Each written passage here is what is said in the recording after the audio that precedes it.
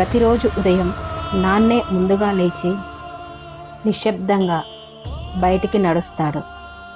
చేతిలో పనిముట్లు, ముఖంలో బాధ్యత. ఒక్క మాట అడగక, ఒక్కసారి ఎదురు చూడలేక, కేవలం మనం బాగుండాలనే ఆశతో.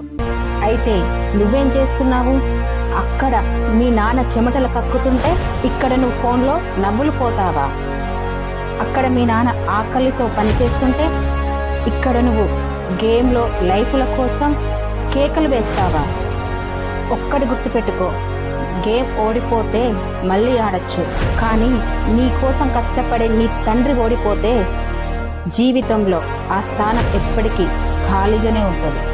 నువ్వు ఒక గొప్ప స్థాయికి వెళ్ళాక ఒక్కసారి వెనక్కి తిరిగి చూడు.